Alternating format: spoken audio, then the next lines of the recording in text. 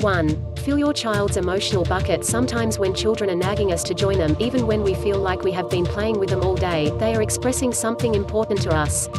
They have a need at that moment for lots of love. We are busy people, kids to look after, food to get on the table, work that doesn't stop with the phone beeping, Facebook to be checked, etc. etc. Our kids go along with us on this ride, but sometimes they just want to say, "Stop mum, dad. Look at me. Please give me a hug." Unfortunately, it often comes out as a whining noise, but I speak toddler language pretty well. Winking face. Change your routine slightly. For example, you get home from the supermarket and have a big pile of shopping to unload.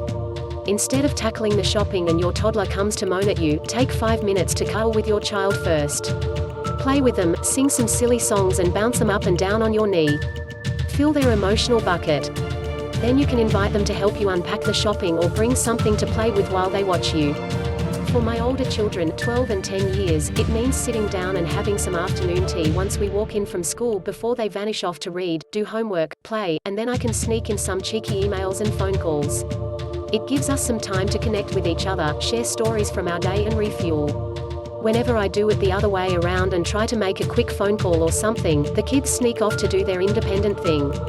But by 6 p.m., just when I am starting to cook, they ask if I want to play a board game. I feel like screaming, but I've been here all afternoon. Take it from me, it is so much less stressful to fill those buckets first. 2. Hug until they wriggle away. Your child comes up to whine at you to play with them.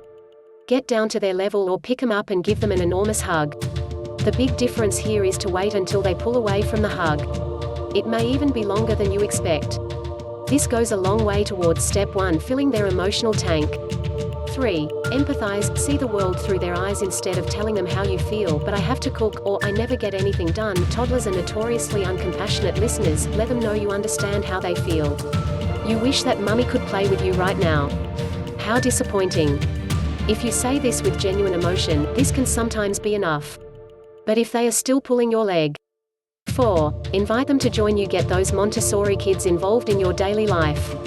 A small stepladder in the kitchen means they can climb up to see what is going on. An older child can pass you bowls, set the table with you, or peel the vegetables. 5. Give them a choice. Offer a choice such as, "You can help me cooking," or "You can bring one of your cars to play with here in the kitchen." This kind of choice would be a reasonable choice for a 2-year-old. Perhaps you can even offer to help them choose something to bring into the kitchen to play with. It is all about our attitude. If they see resistance, they will nag louder and harder.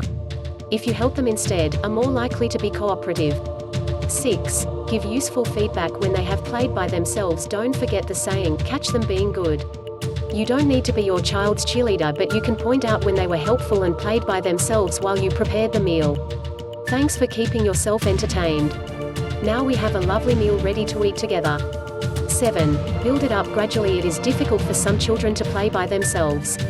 In these cases, it is better to play together and pop to the kitchen for a few minutes, and then come back to your child.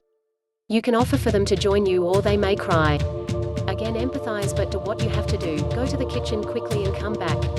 Then you can gradually over several weeks increase the time you pop off to the kitchen.